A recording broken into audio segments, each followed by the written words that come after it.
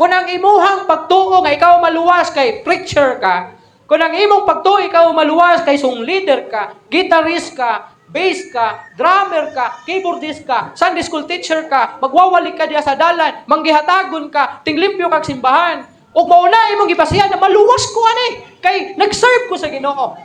Impyerno gid ka. Why?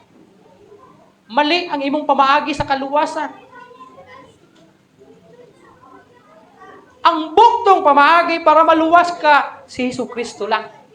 Dili ang pag-serve sa iya mo'y makaluwas sa imo. Don't get me wrong. Kining tanan nga imong pagabuhaton diya sa ministry, bunga sa kaluwasan nga naa sa imo. Pero dili na pwede nga mahimong primary nga tinubdan sa kaluwasan para moingon ang Ginoo sa imo sulod sa akong gingharian. Ayaw gid mo kasayop.